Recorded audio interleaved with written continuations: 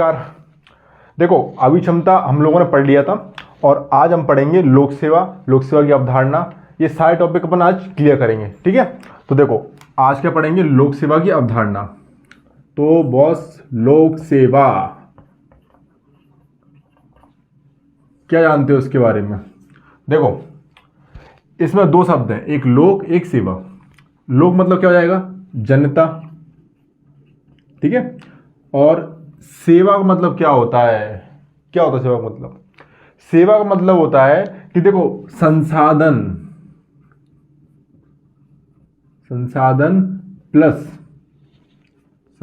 Plus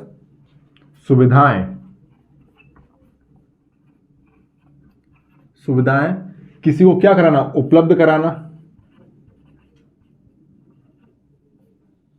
जैसे मान लो कोई व्यक्ति आपके यहाँ आया और बोला मैं बहुत भूखा हूं, तो आपने उसको क्या दे दिया, खाना दे दिया, संसाधन दे दिया, खाना दे दिया, तो वो उसके लिए क्या होगी, आपने उसकी सेवा कर दी। और बॉस, अगर मैं पूछूं संसाधन क्या होता है? जो हमारी आवश्यकता क्या करे, पूर्ति करे। आवश्यकता क्या करे, पूर्ति करे। देखो, अब अपन शुरू से समझेंगे अच्छे से। देखो, इसमें दो शब्द है लोक सेवा में। लोक सेवा, लोक का मतलब होता है जनता, और सेवा का मतलब होता है संसाधन व सुविधाएं किसी को उपलब्ध करा देना बॉस, ठीक है। किसको? जनता को। जनता को संसाधन व सुविधाएं उपलब्ध कराना। और संसाधन क्या होता है कि किसी मानव की आवश्यकता की जो पूर्ति करे, वो क्या है, उसके लिए संसाधन है संसाधन। तो बेसिकली यहां जनता की सेवा की बात हो रही है, मतलब जनता को संसाधन व सुविधाएं उपलब्ध कराना है। और बताओ, ये कौन कराएगा? किसी देश की सरकार कराएगी। तो देखो, परिभाषा के रूप में क्या लिखेंगे, परिभाषा के रूप में? देखो, परिभाषा के रूप में लिख सकते हैं कि वे सभी सेवाएं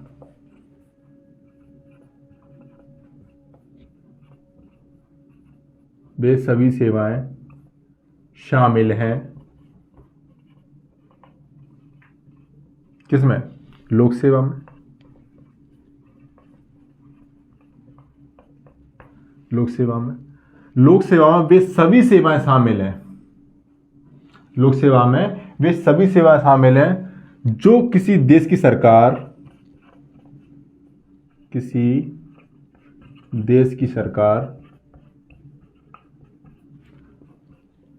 अपने नागरिकों को उपलब्ध कराने का दायित्व रखती है। आप लोगों को कहीं से नहीं पढ़ना है, यहीं याद करना है, बैच में। समझ में आ रहा है? ठीक है बॉस। देखो, वे सभी सेवाएं शामिल हैं जो किसी देश की सरकार अपने नागरिकों को उपलब्ध कराने का दायित्व रखती है। मतलब लोक सेवा में वे सारी सेवाएं शामिल हैं, जितनी भी सेवाएं हैं जो किसी देश की सरकार अपने नागरिकों को उपलब्ध कराती है। मान लो बिजली, पानी, आवास, खाना पीना, रहन सहन, सारी सेवाएं शामिल हैं जो किसी देश की सरकार अपने नागरिकों को उपलब्ध कराने का दायित्व रखती हैं। यदि हमारे पास खाने के लिए कुछ नहीं है तो सरकार आज हमें पीडीएस के तहत अन्न, गेहूं, चावल बांट रही है। हमारे लिए बिजली में कटौती की जा रही है। कटौती किसमें? बिजली में नहीं, पैसे में कटौती की जा रही है। समझ में आ रहा है? हमारे पानी, पेयजल योजना। तो सरकार हमें हमारी मूलभूत आवश्यकताओं की पूर्ति के लिए क्या उपलब्ध करा रही है? संसाधन व सुविधाएं उपलब्ध करा रही है। तो ये क्या है? सेवा है। और किसको उपलब्ध करा रही है? जनता को। तो ये क्या है? जनता की सेवा है, मतलब लोक सेवा है। तो लोक सेवा क्या है कि इसमें वे सभी सेवाएं शामिल हैं जो किसी देश की सरकार अपने नागरिकों को उपलब्ध कराने का दायित्व रखती है। तो ये क्या हो जाएगा? ये लोक सेवा हो जाएगी। ठीक है, समझ में आ गया? हटा दूं इसको। देखो, ये समझ में आएगा तो आगे चले। देखो एक चीज और समझो, एक तो हो गया लोक सेवा, ठीक है, एक हो गया लोक सेवा, और लोक सेवा लोक सेवक, लोक सेवकों के माध्यम से की जाती है। और लोक सेवक में कौन आता है? कलेक्टर्स आते हैं, एसडीएम्स आते हैं, और भी जितने भी अधिकारी हैं, जितने भी कार्मिक लोग हैं, सभी आते हैं। तो लोक सेवक कौन होता है? जो जनता का सेवक है। हमारा एक नेता भी क्या बोलता है कि मैं क्या हूं? एक लोक सेवक हूं। समझ में आ रहा है? तो लोक सेवक बेसिकली क्या हो सकते हैं? क्या बोलेंगे कि ये ऐसे व्यक्तियों का क्या है? कार्य समूह है। कार्य करते हैं ना, लोक सेवक क्या होते हैं? ऐसे व्यक्तियों कार्य समूह है जो सरकारी नियोजन के तहत कार्य करते हैं। सरकारी नियोजन के तहत क्या करते हैं? कार्य करते हैं। करते हैं कार्य। यदि कोई लोक सेवक की परिभाषा पूछे क्या बोलेंगे? ऐसे व्यक्तियों का कार्य समूह है जो सरकारी नियोजन के तहत कार्य करते हैं। सरकार जिन्हें क्या करती है? अपॉइंट करती है, कार्य करते हैं। और इसमें सैन्य व असैन्य व्यक्ति शामिल हैं। सैन्य व असैन्य व्यक्ति शामिल है। या तो कोई मिलिट्री से होगा, मिलिट्री मतलब सिर्फ क्या हो सकता है? आर्मी हो सकता है, पुलिस हो सकता है, होम गार्ड हो सकता है, क्राइम ब्रांच हो सकता है, या कोई अधिकारी होगा असैन्य में, लेखा विभाग का अधिकारी होगा जिसके पास मिलिट्री पावर नहीं होगी। तो लोक सेवक क्या हो सकता है? ऐसे व्यक्तियों का कार्य समूह है जो सरकारी नियोजन के तहत कार्य करते हैं। जो सरकारी नियोजन के तहत क्या करते हैं बॉस? कार्य करते हैं, जिसमें सैन्य व असैन्य व्यक्ति शामिल हैं। ठीक है। और लोक सेवा की परिभाषा क्या हो जाएगी कि वे सभी सेवाएं उसमें शामिल हैं जो किसी देश की सरकार अपने नागरिकों को उपलब्ध कराने का दायित्व रखती है। समझ में आया? तो एक होगी लोक सेवा, और लोक सेवा लोक सेवकों के माध्यम से की जाती है। की जाती है। तो देखो बॉस, परिभाषा के रूप में तो इतने समझेंगे, परिभाषा कह लो या परिचय कह लो। हम समझने जा रहे हैं इसकी अवधारणा, इसका कॉन्सेप्ट कहां से विकसित हुआ। ऐसा नहीं है कि लोक सेवा आज जो हम देख रहे हैं कि बस आज है तो है बस, ऐसा नहीं है। इसका एक लंबी चौड़ी क्या है? पृष्ठभूमि। समझ में आ रहा है? चलो तो इसकी समझेंगे अवधारणा।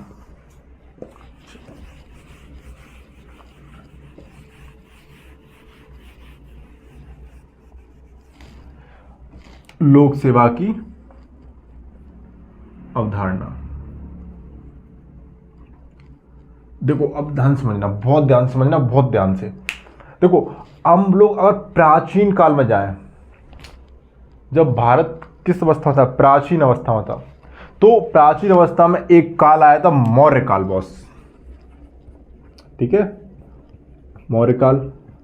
इस समय क्या बना था? इस समय अखिल भारतीय साम्राज्य बना था।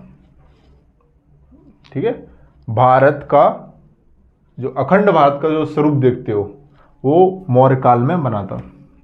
तो मौर्य काल में जो चाणक्य थे हमारे, नाम सुना ही होगा, चाणक्य बोल लो, कौटिल्य बोल लो, विष्णुगुप्त बोल लो।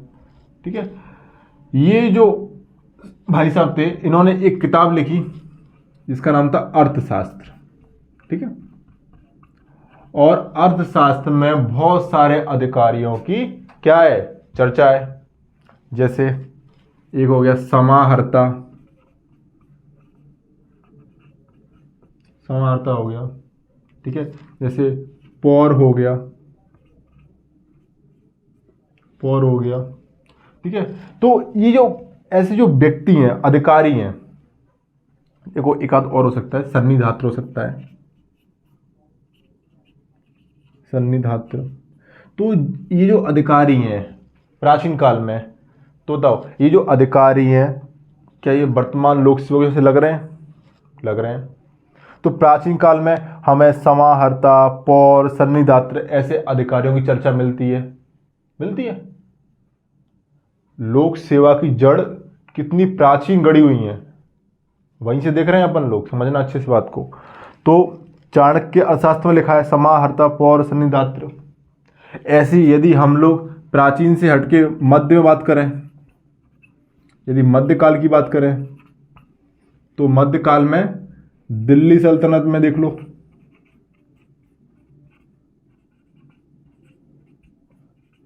दिल्ली सल्तनत में कौन था? सद्र ए सुदूर। कौन था ये बंदा? ये धर्म व दान विभाग का प्रमुख था। कौन था? सद्र ए सुदूर। सद्र ए सुदूर था। दिल्ली सल्तनत में एक क्या था? अधिकारी था। क्या था? पद का नाम क्या था? सद्र ए सुदूर। यह धर्म एवं दान विभाग का अधिकारी था। ऐसा एक और है, दीवान कोही। दीवान ए कोही शायद एग्जाम में भी आया है। तो ये किस में था? ये कृषि विभाग में था। तो मध्यकाल में भी हमें ऐसे अधिकारियों की चर्चा मिलती है ना। जैसे देखो मराठाओं देख लो, मराठाओं में किसकी मिलती है? जैसे यहां देखें, मराठाओं में एक था अष्ट प्रधान, नाम सुना होगा, अष्ट प्रधान। देखो अष्ट प्रधान कौन थे? जैसे पेशवा हो गया, ठीक है, अमात्य हो गया, ठीक है, वाक्यान्वीश हो गया, वाक्यान्वीश। ऐसे अधिकारियों की चर्चा मिलती है मराठा काल में, मिलती है ना। तो देखो जो हर समय का कालखंड है, उस समय कालखंड में व्यवस्थाओं को बहुत मजबूती से चलाने के लिए हमें अधिकारियों या लोक सेवकों की जरूरत पड़ी, और उसी जरूरत के हिसाब से उसी रूप में वो अधिकारी उस समय उपलब्ध थे। लेकिन बॉस, भारत में जो लोक सेवा आई है वो कहां से आई है? वो अंग्रेजों के काल से आई है। कहां से आई है बॉस? अंग्रेजों काल से आई है। देखो अच्छे समझना इस बात को। देखो प्राचीन काल में तो ये सब है ही है। भारत में जो आई है लोक सेवा, वो अंग्रेजी जो हमारी गुलामी के दौर थे वहां से हमने अडॉप्ट की है। समझ में आ रहा है? देखो यहां कंफ्यूज नहीं होना है। ये अष्ट प्रधान थे मराठाओं में, और अष्ट दिग्गज जो थे वो थे विजयनगर साम्राज्य, कृष्णदेवराय के राज्य में, वो थे अष्ट दिग्गज। और यहां कौन है? अष्ट प्रधान। ये मराठाओं में है, ध्यान रखना, ठीक है। तो देखो यदि बात करें कि भारत में जो सिविल सेवा आई है वो कहां से आई है, या उसका वर्तमान जो प्रतिरूप है सिविल सेवा का वो कहां से है? वो अंग्रेजों के काल से है अंग्रेजों काल से, अंग्रेजी काल से है। तो देखो बॉस, जो हमारी लोक सेवा है, तो लोक सेवा का जो वर्तमान प्रतिरूप है वो कहां से आया है अपन? वो आया है अंग्रेजी शासन से। इसमें तो कोई बुराई नहीं है, अंग्रेजी शासन से आया है, ठीक है। हमारे देश में शासन के दो स्वरूप है, समझना अच्छे से। शासन कैसे हैं? दो स्वरूप है, और दो स्वरूप में अच्छे समझा रहा हूं, समझना अच्छे से, ठीक है। देखो एक तो है हमारे यहां राजनीतिक कार्यपालिका,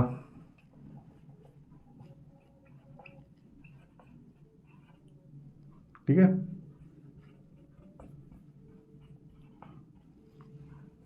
एक तो ये हमारे यहां, और एक हमारे यहां है प्रशासनिक कार्यपालिका। प्रशासनिक कार्यपालिका, अब समझना है इसको अच्छे से, हाँ, बहुत महत्वपूर्ण है ये बात। भारत में शासन के दो स्वरूप हैं। एक तुम्हारे यहां क्या है? राजनीतिक कार्यपालिका है, और एक प्रशासनिक कार्यपालिका है। राजनीतिक कार्यपालिका का चुनाव प्रत्येक 5 साल में होता है।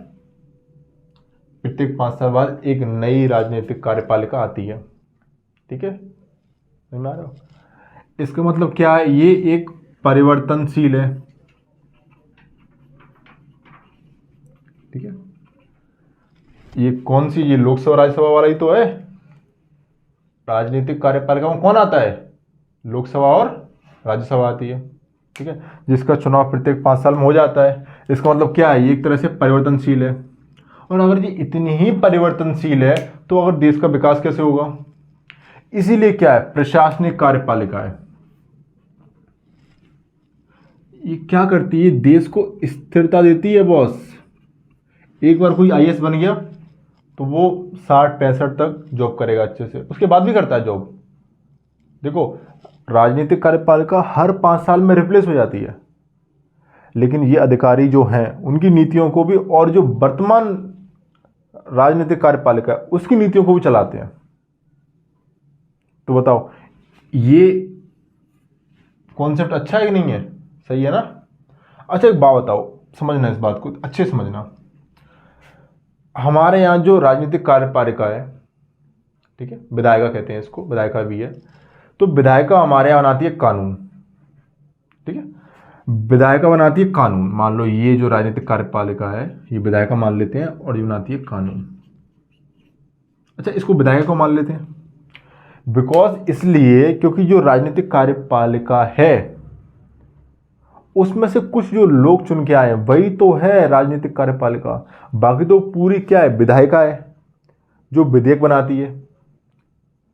पूरी विधायिका तो है ही है जो विधेयक बनाती है, और विधायिका में से ही कुछ लोग चुन के आए हैं, जैसे मंत्री और मंत्री परिषद, प्रधानमंत्री और प्रधानमंत्री की मंत्री परिषद।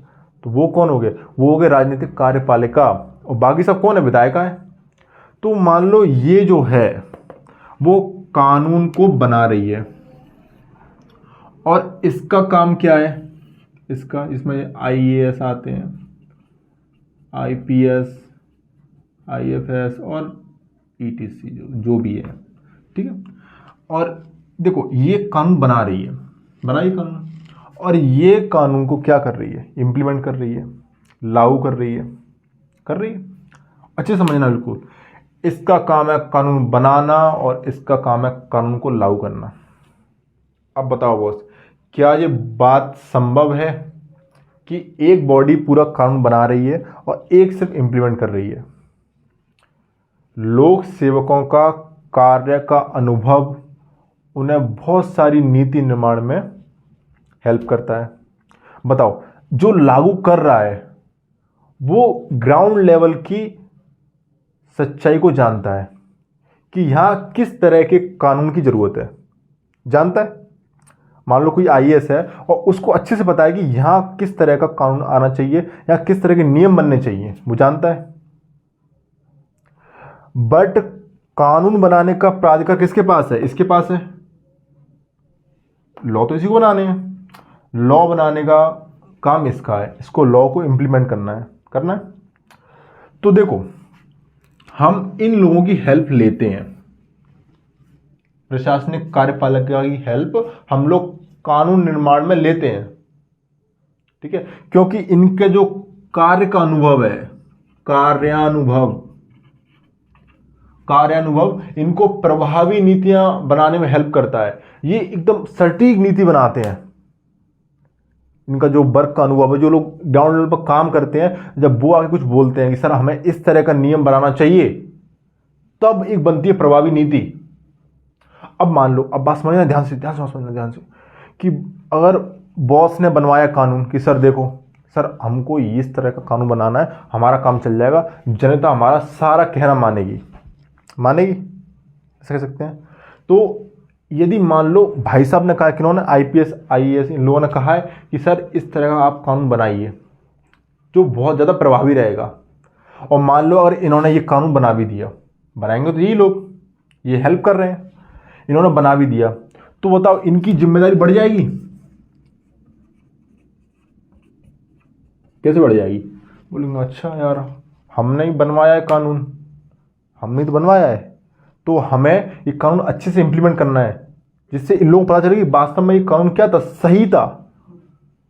ये कानून इन्होंने इनकी सलाह बना है, किसके, प्रशासनिक अधिकारियों की सलाह में बना है, तो प्रशासनिक अधिकारी उस नीति के लिए प्रतिबद्ध रहेंगे,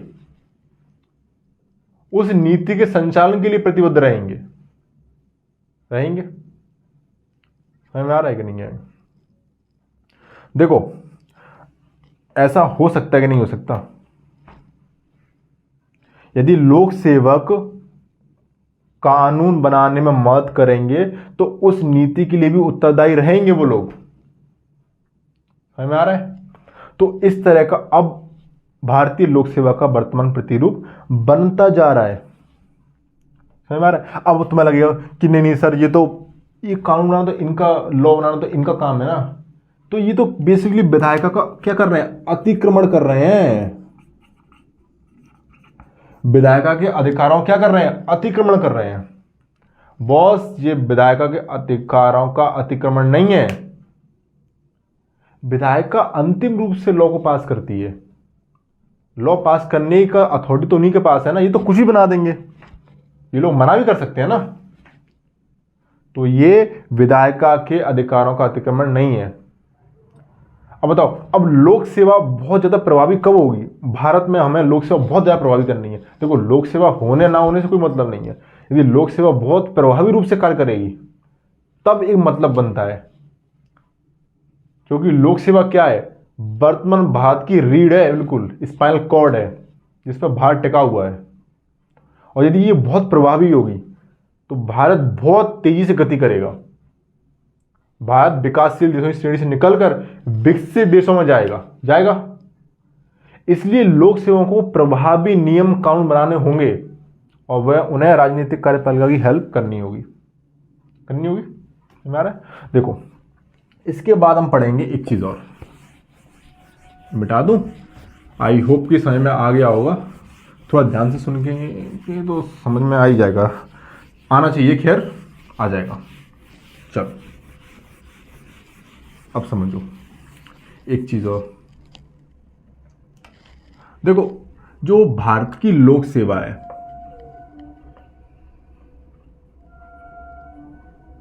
जो लोक सेवा में कुछ सुधार करने हैं बेसिकली,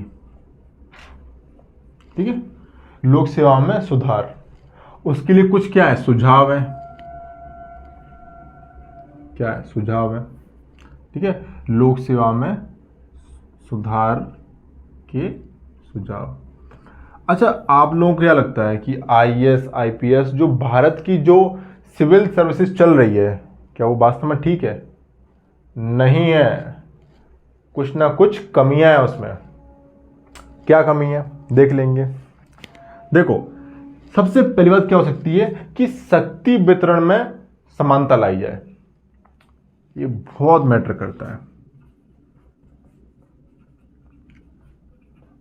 शक्ति वितरण में क्या लाई जाए? समानता लाई जाए। क्यों भैया, क्यों ऐसा क्यों हो सकता है? देखो, मान लो एक लोक सेवक है, एक कलेक्टर है और उसका कोई उच्च अधिकारी है।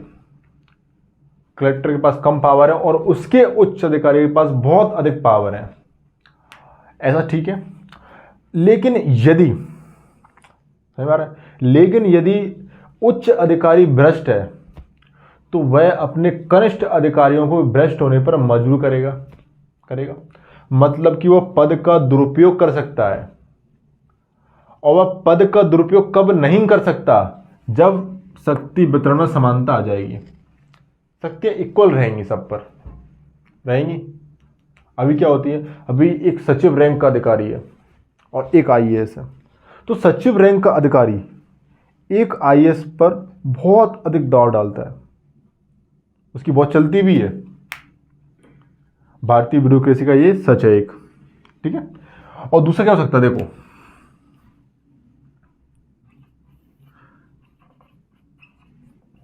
दूसरा क्या हो सकता है? कार्यकाल की सुरक्षा।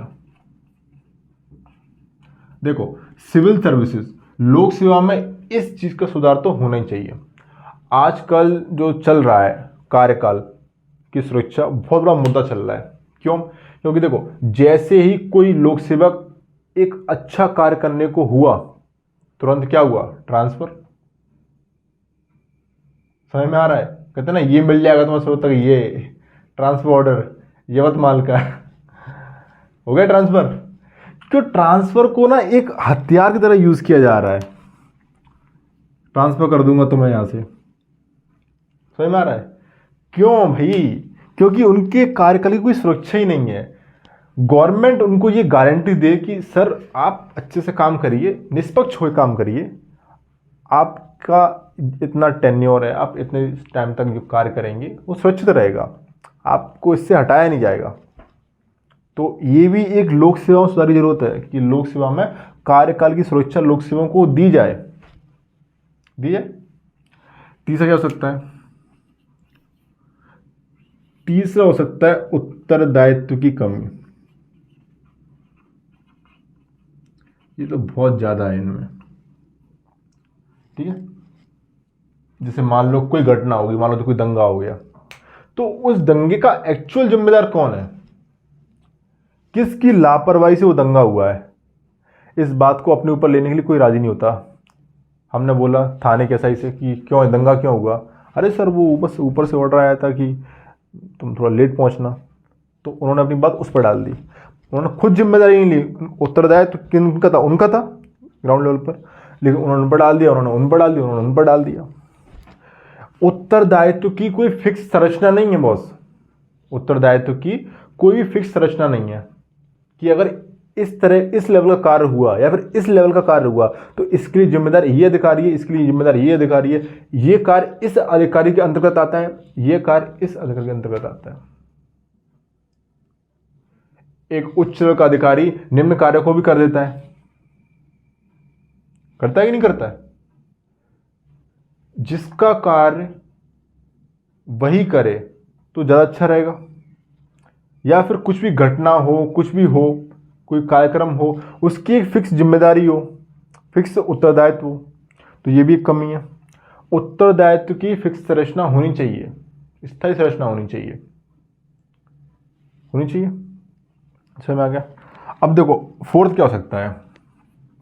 जैसे मान लो हमने कोई योजना में पैसा आवंटन हुआ या पैसा लगाया, गवर्नमेंट है हम, और हमने किसी योजना में पैसा लगाया कि देखो 3 लाख करोड़ की योजना है और इस योजना में हमने पैसा लगाया, तो गवर्नमेंट क्या देखती है कि जितना योजना में पैसा खर्च हो गया है उतनी योजना क्या रही? सफल रही। नहीं बॉस, योजना की सफलता आवंटित पैसे से नहीं बल्कि किससे होनी चाहिए? परिणाम से होनी चाहिए। परिणाम क्या आया बॉस? परिणाम क्या आया? समझ में आ रहा है? तो जो योजना की जो सफलता हम लोग देखते हैं, सिविल सर्विस में बहुत सारी योजना चलती रहती हैं और सिविल सर्विसेज उन योजनाओं क्या करते हैं? समाज में इंप्लीमेंट करते हैं, और उस योजना के अंतर्गत जितना पैसा खर्च हो गया, मान लो वो योजना उतनी ही सफल हो गई। समझ रहे बात को? योजना की सफलता परिणाम पर आधारित होनी चाहिए कि रिजल्ट कैसा रहा। समझ में आ रहा है? तो ये हो सकता है। एक लास्ट और हम देख लेंगे कि बॉस जो परिवर्तन हो रहा है वो व्यवस्था के आधार पर ना हो। मतलब मान लो यदि हमने बोला कि लोक सेवा में बेसिकली सुधार की आवश्यकता है, बोल दिया हमने, तो मान लो हमने पूरा व्यवस्था में चेंज कर डाला कि नहीं लोक सेवा में अब ये होगा, मीटिंग सब ऐसे हुआ करेंगे। ये नहीं, परिवर्तन केवल व्यवस्था के आधार पर नहीं बल्कि व्यक्ति के आधार पर भी होना चाहिए। यदि कोई व्यक्ति भी बहुत दिक्कत कर रहा है तो परिवर्तन उसमें भी होना चाहिए, क्योंकि लोक सेवा जो बनी है वो लोक सेवकों से मिलकर तो बनी है। लोक सेवक ही तो लोक सेवा कर रहे हैं, तो लोक सेवक अच्छे नहीं होंगे बॉस तो लोक सेवा कैसे होगी? पब्लिक सर्विस कैसे होगी? हमारा जब पब्लिक सर्वेंट ही ठीक नहीं है तो, इसलिए पब्लिक सर्वेंट का अच्छा होना जरूरी है। इसलिए जब चेंजेस हुए हैं ना व्यवस्था में, तो व्यवस्था के आधार पर नहीं बॉस, व्यक्ति के आधार पर होना चाहिए। पर्टिकुलर सिस्टम में चेंज नहीं करो। बोलते ना अरे ये सिस्टम चेंज होना चाहिए, मूवी तो सुना होगा कई बार, सिस्टम में नहीं बॉस, सिस्टम के अंदर जो लोग मूव कर रहे हैं, जो लोक सेवक हैं, उनमें चेंज होना चाहिए। सिस्टम अपने आप चेंज हो जाएगा। ये चेन ऑफ साइकिल हमें आ गया।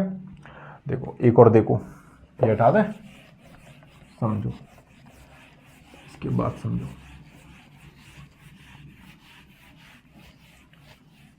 देखो एक लोक सेवा का तीसरा रूप भी होता है, ये हमने आमतौर पर देखा होगा। क्या होता है? एक लोक सेवा का तीसरा रूप होता है।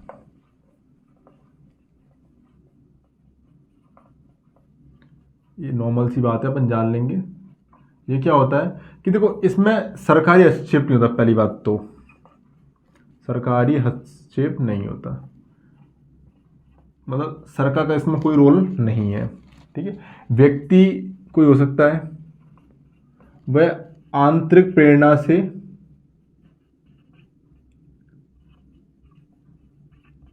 प्रेरित होता है और परोपकार की भावना से कार्य करता है, और परोपकार की भावना से क्या करता है? कार्य करता है। ठीक है, अब समझो इसको, एग्जाम्पल थ्रू समझो। एग्जाम्पल क्या हो सकता है? जैसे कोई व्यक्ति किसी को निःशुल्क भोजन करा रहा है, खाना खिला रहा है, तो देखो अब ना तो सरकार से पैसा मांग रहा, तो इसमें सरकारी हस्तक्षेप क्या है? नगण्य है ही नहीं सरकारी हस्तक्षेप। ठीक है, उसका मन किया है, व्यक्ति आंतरिक प्रेरणा से प्रेरित है कि उसे कुछ करने का मन कर रहा है पब्लिक वेलफेयर में, समझ में आ रहा है? तो वो आंतरिक प्रेरणा से प्रेरित होकर परोपकार की भावना से कार्य कर रहा है, जैसे गरीबों को खाना खिलाना, समझ में आ रहा है? जैसे लंगर व्यवस्था हो गई।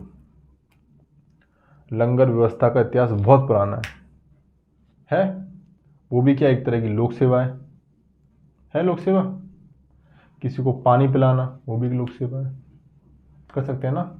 अच्छा तुम लोग बात बताओ, यदि लोक सेवा लोक के द्वारा ही हो तो सरकार ही क्यों करे? क्यों करे? यदि मानव मानव की सेवा कर सकते हैं तो ये सबसे बड़ा धर्म है। मानव सेवा सबसे बड़ा धर्म है, नाम सुना होगा। यदि मानव ही मानव की सेवा करे तो सरकार जैसी बॉडी का अस्तित्व खत्म हो जाएगा। ये सरकार जो इतनी 3 लाख करोड़ योजना, 6 लाख करोड़, नेता पूरा भ्रष्टाचार करके पैसा खा जाते हैं, ये सब खत्म हो जाएगा। पर इसमें टाइम लगेगा, अभी देश को टाइम लगेगा। समझ में आ रहा है ये? ठीक, नेक्स्ट क्या पढ़ने वाले अपन? अब समझेंगे कुछ इंपोर्टेंट बात, और ये नया टॉपिक है तो इसको समझेंगे बहुत अच्छे से। बोर तो नहीं हो रहे आप लोग? आवाज़ कम आ रही है? थोड़ा एडजस्ट करना। देखो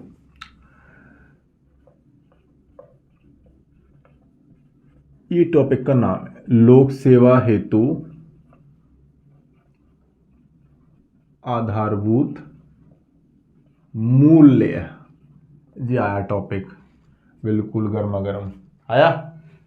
समझो, लोक सेवा हेतु आधारभूत मूल्य। अब पहले ये मूल्य क्या होते हैं देखो, ये समझ में आ रहा होगा।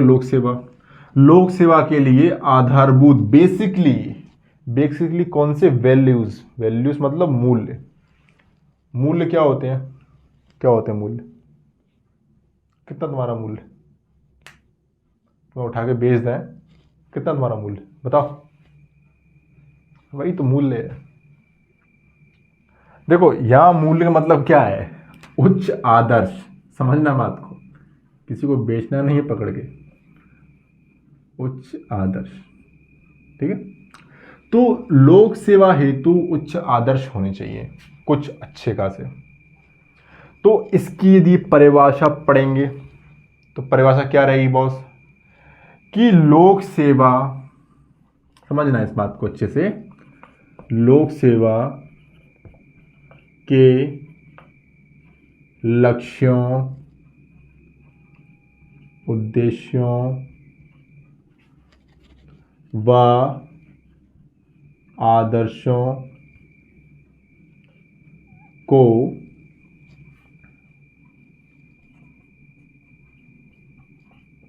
प्राप्त करने के लिए जिन मूल्यों की आवश्यकता होती है वो क्या है, लोक सेवा के लिए क्या है, आधारभूत मूल्य है। या फिर लोक सेवा के लक्ष्यों, उद्देश्यों व आदर्शों को पूरा करने की दिशा में जो प्रेरित करते हैं वो कौन है, लोक सेवा हेतु आधारभूत मूल्य। समझ में आ रहा है? देखो ये बात ध्यान समझना, लोक सेवा हेतु आधारभूत मूल्य क्या है, जो लोक सेवा के उद्देश्यों, आदर्शों, लक्ष्यों को प्राप्त करने के लिए प्रेरित करते हैं प्रेरित, वो कौन है, वो लोक सेवा के लिए आधारभूत मूल्य है। अब बात समझना ध्यान से कि देखो मैंने क्या बताया कि जो भारतीय प्रशासनिक व्यवस्था है, ठीक है, भारतीय लोक सेवा है, वो हमारे प्रशासन की रीढ़ है बेसिकली। हमारा यदि मान लो कोई लोक सेवक यदि बहुत ईमानदार है तो बॉस वो पंक्ति में अंतिम छोर पर खड़े आदमी तक भी विकास की मुख्य धारा पहुंचा सकता है, यदि वो बहुत ज्यादा ईमानदार है तो। हमारा तो इस तरह से मैं बताऊं कि लोक सेवा भारतीय प्रशासन की रीढ़ है, एकदम बहुत जरूरी है। पर हम यदि देखें अच्छे से तो देखो एक लोक सेवक में योग्यता व दक्षता के साथ साथ आधारभूत मूल्य भी होने चाहिए। अच्छा एक बात बताओ, मान लो एक लोक सेवक है, ऐसा ड्राइंग बना लेते हैं, एक लोक सेवक है, समझ में आ रहा है, एक लोक सेवक है। तो इसमें देखो एक तो योग्यता होनी चाहिए, योग्यता व दक्षता होनी चाहिए, हाँ, और एक क्या होनी चाहिए, आधारभूत मूल्य। अब तो लगा ये मूल्य क्या पढ़ा रहे हैं बहुत देर से। देखो यहां शॉर्ट में लिख देता हूं एग्जाम्पल के थ्रू, जैसे ईमानदारी हो गया, ठीक है, सत्यनिष्ठा हो गया, ठीक है। तो ये क्या है, ईमानदारी एक अच्छी बात है, होनी चाहिए। एक लोक सेवक बहुत ज़्यादा ईमानदार होना चाहिए। अगर वो बहुत ज़्यादा ही ईमानदार है तो मान लो कि देश का 30% भ्रष्टाचार तो खत्म हो गया, करप्शन खत्म हो गया। ये कि लोक सेवक ईमानदार है। तो मैं ब्लेम नहीं कर रहा लोक सेवा को, क्या पता वो किसी के दबाव में आकर सब करते हो, बट ये कि लोक सेवक का ईमानदार होना बहुत ज़रूरी है और सत्यनिष्ठ होना उससे भी ज़्यादा ज़रूरी है। तो ये क्या है, आधारभूत मूल्य है। और मान लो ये एक लोक सेवक है, ठीक है, ये लोक सेवक है, मान लो भाई साहब कौन है, IAS है, बन गए हैं अभी। ये एक क्या है, लोक सेवक है, और इनको दोनों ही चाहिए, दोनों इनके पास है, ठीक है, योग्यता और दक्षता भी है, क्वालिटी भी है इनके पास हर चीज़ की, और आधारभूत मूल्य भी है। तो ये एक परफेक्ट लोक सेवक है और अच्छा काम करेंगे। अब मान लो, अब सुनो कंडीशन वन क्या होगी, यदि मान लो कोई व्यक्ति है और उसमें क्या नहीं है, उसमें ये नहीं है, ये क्या है, ये नहीं है, आधारभूत मूल्य नहीं है, हालांकि बढ़िया योग्य व्यक्ति है, पढ़ाई लिखाई मेंस प्री उसने सब कर डाला, दम से कर डाला और एग्जाम निकाल लिया उसने। कोई व्यक्ति बहुत योग्य है, कोई व्यक्ति पढ़ने लिखने में बहुत ज़्यादा योग्य है, तो उसने क्या किया, उसने अपनी उसी योग्यता के दम पर एग्जाम निकाल लिया, लेकिन उसमें ये वैल्यूज़ नहीं है, बेसिकली वैल्यूज़ जो सिविल सर्विस में होनी चाहिए। एक उसे लगता है कि जनता बनता है, छोड़ो, बस उसने एग्जाम निकाल लिया। तो बताओ अब इसमें ये मूल्य है ही नहीं, तो उसे जनता से कोई लगाव नहीं होगा। तो बेसिकली वो IAS की जो पोस्ट है उसका प्रयोग किस में करेगा, अपनी वृत्तिका में करेगा, खाना पीना ऐश करना, इंस्टाग्राम पर फोटो डालना, रोज 2-3 फोटो खींचना और यस सर करने का करेगा वो। क्यों? क्योंकि उसके अंदर ये बात नहीं है यार, ठीक है। अब समझे ना। अब कंडीशन 2 क्या हो सकती है, कंडीशन 2 ये है कि बॉस उसमें ये तो भर के है। जैसे मान लो एक कोई बच्चा है जो मुखर्जी नगर में तैयारी कर रहा है और उसके अंदर इतने आधारभूत मूल्य हैं कि मान लो वो एक जीता जागता लोक सेवक ही है, बस वो सिलेक्ट नहीं हुआ वो अलग बात है। आप उसको देखो, वो बिल्कुल उसमें सादगी है, ईमानदारी है, सत्यनिष्ठा है और हर तरह का गुण है उसमें। उसे देश की कुछ भी यार स्थिति खराब हो तो उसे रोना आ जाता है, ऐसा मान लो, इस तरह का लोक सेवक है। लेकिन उसमें क्या नहीं है, योग्यता नहीं है, बस वो सपने मार रहा है वहाँ से बैठ के, पढ़ नहीं रहा है वो, बेसिकली एग्जाम के लिए नहीं पढ़ रहा है, लेकिन बस उसे देश की बड़ी चिंता है। आधारभूत मूल्य तो हैं लेकिन योग्यता और दक्षता नहीं है, तो ऐसा व्यक्ति तो इसमें आ ही नहीं पाएगा लोक सेवा में। इसलिए ये दोनों चीजें होना मैटर करता है, समझ आ रहा है? इसलिए आपने देखा होगा कई बार कि एक एवरेज पढ़ने वाला बच्चा भी आईएएस बनता है फर्स्ट रैंक पर। क्यों बनता है? कि देखो योग्यता नॉर्मल सी होती है उनमें, लेकिन ये काफ़ी अच्छा होता है, ये उनको चाहिए, वो इससे समझौता कर लेंगे, लेकिन ये होना बहुत ज़रूरी है। देखा होगा। और कई बार बहुत सारे धुरंधर आईआईटी के टॉपर्स, बॉम्बे के टॉपर्स, रुड़की टॉपर्स, वो भी इस एग्ज़ाम में फेल कर जाते हैं। बताओ, देखो ये समझ में तो आ गया होगा कि लोक सेवक को कैसा होना है, आधारभूत मूल्य भी हो और योग्यता भी हो।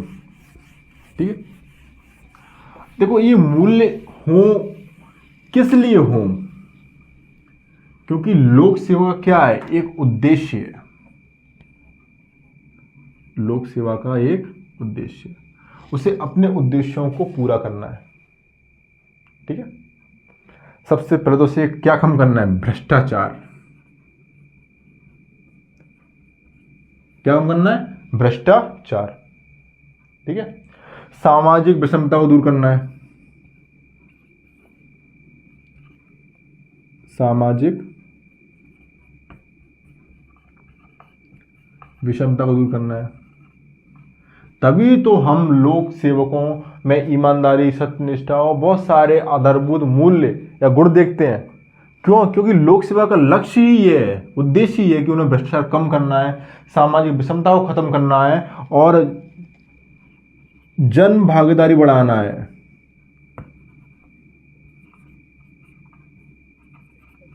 जन भागीदारी, या मैं इसे कह दूं जन जागरूकता बढ़ानी है। क्या बढ़ानी है?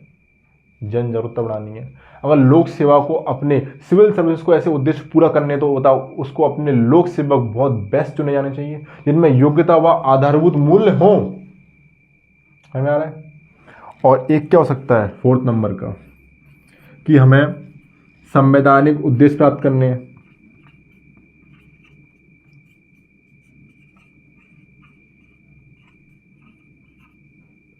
है ना, हमारे संविधान में कुछ उद्देश्य हैं, जैसे कि सभी व्यक्ति तक सभी समान अधिकार पहुंचे, सेवाएं पहुंचे, संसाधन पहुंचे बस।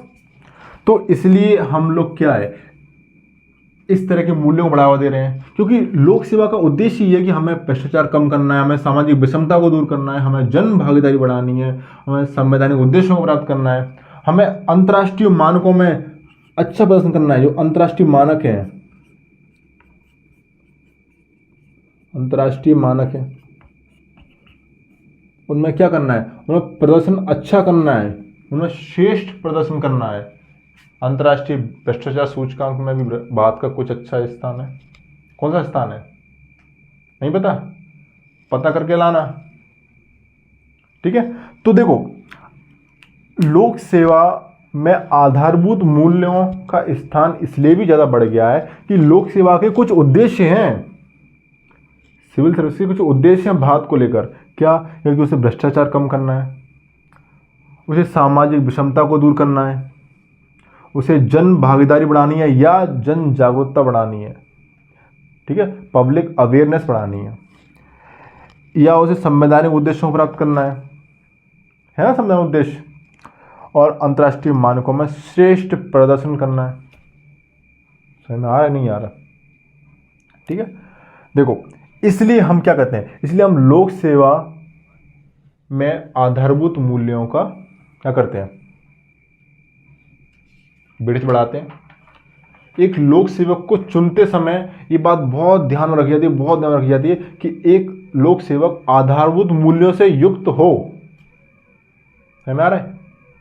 इस हम पढ़ते हैं। देखो, यदि हम प्रकार की बात करेंगे कि जो आधारभूत मूल्य हैं वो कितने प्रकार के होते हैं, तो मैं बताऊंगा बेसिकली 2 प्रकार के होते हैं वो। ठीक है, यदि आधारभूत मूल्य कितने प्रकार होते हैं, 2 प्रकार के। ठीक है, तो एक हो जाएगा साधन मूल्य। क्या हो जाएगा? साधन मूल्य। देखो, या साधन मतलब होता है तरीका, साधन मतलब तरीका, साधन उन्मुख मूल्य बोल देंगे पूरा, जैसे इनको साधन उन्मुख मूल्य। ठीक है, जैसे मान लो हमें एक बहुत अच्छा कार्य करना है, ठीक है, और कार्य को करना है और उस कार्य के लिए बहुत सारा धन चाहिए। मान लो आपके पड़ोस में कोई बेटी है और आप पे पैसा नहीं है और उस बेटी की अगर शादी करनी है, तो ऐसा नहीं है बॉस कि पैसा नहीं है आपको शादी करनी है तो आप उसके लिए, उस लड़की के लिए बाहर से चोरी कर लाओ। चोरी एक खराब मूल्य है, जानते हो ना। तो चोरी का साधन यूज नहीं करना है, ये होता है साधन उन्मुख मूल्य। हमें साधन का ध्यान रखना होगा, हमें पूर्ण ईमानदारी रखनी होगी। गलत तरीके से सही काम नहीं करने हैं। तो एक मूल्य क्या हो सकते हैं? साधन उन्मुख मूल्य। जैसे इसमें ईमानदारी हो सकता है, ईमानदारी हो सकता है, सत्यनिष्ठा हो सकता है, पारदर्शिता हो सकता है। ठीक है, तो हम यदि इन मूल्यों को प्रयोग रोज करेंगे, इन मूल्यों को अपने साधन के रूप में रोज प्रयोग करेंगे, तो हमारे लक्ष्य अपने आप ही अच्छे हो जाएंगे, अपने आप ही अच्छे हो जाएंगे। और एक होता है लक्ष्य उन्मुख मूल्य, ये पहला हो जाएगा, ये दूसरा। लक्ष्य उन्मुख मूल्य। देखो बॉस, इन साधनों को प्रयोग करते हुए, इन साधन उन्मुख मूल्यों का प्रयोग करते हुए हमें लक्ष्य को प्राप्त करना है। और लक्ष्य ये कौन कौन से हैं जो डीपीएसपी में लिखे हैं? लिखे हैं डीपीएसपी में जितने भी लिखे हैं, महिलाओं का अधिकार वगैरह सारा जो भी है, तो वो लक्ष्य है हमारे कि हमें इस लक्ष्य तक पहुंचना है। हमें गरीबी को कम करना है, बेरोजगारी कम करनी है, हर किसी के पास व्यापार हो, घर हो, पैसा हो, इनकम हो। ठीक है, वर्ल्ड हैप्पी इंडेक्स में हमारा नाम भी ऊपर आए। तो ये हो सकते हैं लक्ष्य उन्मुख मूल्य। तो मूल्य बेसिकली क्या होगा? 2 प्रकार के हो जाएंगे, साधन उन्मुख मूल्य और लक्ष्य उन्मुख मूल्य। साधन का भी ध्यान रखना है और लक्ष्य का भी ध्यान रखना है। समझ में आ रहा है? चलो देखो, एक लास्ट पढ़ लेंगे। लास्ट क्या पढ़ लेंगे? लोक सेवा हेतु आधारभूत मूल्यों को स्थापित करने के उपाय। देखो, जो आधारभूत मूल्य है इनकी क्या करनी है? अपन को स्थापना करनी है। ठीक है, और किसमें करनी है? लोक सेवा करनी है। तो इसके क्या उपाय हो सकते हैं? ठीक है, उपाय क्या हो सकते हैं? सबसे पहले तो होता है प्रशिक्षण, होता है ट्रेनिंग, प्रशिक्षण। और ट्रेनिंग जब आपकी होती है, जैसे मान लो आप लोक सेवा में सेलेक्ट हो गए, तो आपकी ट्रेनिंग होती है। बेहतर प्रशिक्षण होना चाहिए आधारभूत मूल्यों का। और मैं तो ये कहता हूं कि मनोवैज्ञानिक प्रशिक्षण होना चाहिए।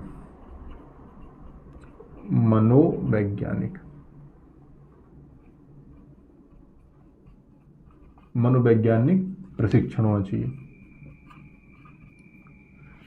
देखो, शिक्षण तो हम करेंगे, हम बचपन से लेकर और जब तक हम सिविल सर्विस के अंदर एंटर नहीं हो जाते, हम आधारभूत मूल्यों का शिक्षण करेंगे। लेकिन उसके बाद क्या होगा? प्रशिक्षण होगा, ट्रेनिंग होगी। और कैसी ट्रेनिंग होनी चाहिए? मनोवैज्ञानिक ट्रेनिंग होनी चाहिए, जिससे लोक सेवकों के अंदर आधारभूत मूल्य बहुत जम के बैठ जाए। उनमें सत्यनिष्ठा, ईमानदारी, पारदर्शिता, उत्तरदायित्व सब आ जाए। दूसरा क्या हो सकता है,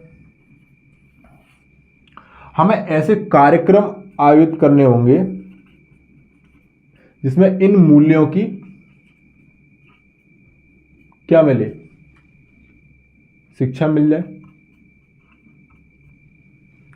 हमें देखो, जैसे हर विभाग में कुछ ना कुछ कल्चरल प्रोग्राम होते ही होते हैं, हर विभाग में होता है। तो उन विभागों में ऐसे कार्यक्रम लॉन्च किए जाएं जिससे जो व्यक्ति कार्य कर रहे हैं, जो कार्मिक है उसमें, जो लोक सेवक है, वो स्वयं से उनमें ऐसे गुण आ जाए, ऐसे मूल्य डेवलप हो जाए। और तीसरा कर सकते हैं, देखो एक तो हम सीसीटीवी लगा सकते हैं, सीसीटीवी, ठीक है, सर्वेक्षण करवा सकते हैं। यदि कोई नहीं मान रहा है तो मान लो हमने अगर सीसीटीवी हर विभाग में लगवाए तो देखो सभी लोग टाइम से आएंगे, क्योंकि कैमरा नोट करेगा, और कोई भी भ्रष्टाचार नहीं करेगा। क्यों? क्योंकि कोई ना कोई देख रहा है उनको। सीसीटीवी, सर्वेक्षण आदि गतिविधियों से विभाग को युक्त किया जाए, आदि विधियों से कह दो, विभाग को युक्त किया जाए। आपने देखा भी होगा कि कलेक्टर ऑफिस हो गया, ज्यादातर ऑफिस में कैमरे लगे हुए हैं। जब भी कोई अधिकारी रिश्वत लेता है, फट पकड़ा जाता है कैमरे में। तो उससे क्या होता है, देखो जो उसने रिश्वत ली और रिश्वत लेने के बाद जो कैमरे में पकड़ा गया वो, तो उससे क्या हुआ, वो व्यक्ति तो चला गया जेल में। उसके साथ जो अधिकारी थे, उसके सहपाठी थे, सहअधिकारी, उन पर एक प्रभाव पड़ा कि देखो ये एक मूल्य गलत है, इससे ये भी हो सकता है। देखो ये बात समझनी है। और अगर फोर्थ की बात करूं, फोर्थ नंबर में, तो हम प्रशासन में जन भागीदारी बढ़ा सकते हैं। यदि हम प्रशासन में जन भागीदारी बढ़ाएंगे तो प्रशासन वैसे भी अच्छा काम करेगा। हम पब्लिक प्रेशर डालेंगे, जैसे ऑनलाइन मीडिया हो गया, किसी कलेक्टर का वीडियो बना लिया और उस पर फेसबुक पर 10,000 लाइक्स आ गए, कमेंट आ गए, कलेक्टर साहब भी ऐसे हिल जाते हैं, क्योंकि पब्लिक का और प्रेशर आ गया प्रशासन के ऊपर। तो पब्लिक बहुत ही ज़्यादा उत्तरदायी, वो जो प्रशासन है बहुत ज़्यादा उत्तरदायित्व, ईमानदारी से कार्य करेगा। तो पब्लिक प्रेशर से काम कर सकते हैं। एक काम और कर सकते हैं अगर अच्छा है तो, जो भ्रष्ट अधिकारी हैं, ठीक है, जो भ्रष्ट अधिकारी हैं इनकी सूची बनाई जाए और इन पर क्या रखी जाए, नजर रखी जाए इन्हीं गतिविधियों पर। जो भ्रष्ट अधिकारी, उनकी सूची बनाकर उन्हें लिस्टेड कर दिया जाए, ये लिस्ट में शामिल है अधिकारी, और इन पर नजर रखी जाए। तो बताओ, कहीं ना कहीं हम प्रशासन में भ्रष्टाचार को कम कर लेंगे। समझ में आ रहा है? ठीक है। देखो एक चीज और कर सकते हैं अगर सही से देखें, छठवीं लास्ट एक और समझ लेंगे।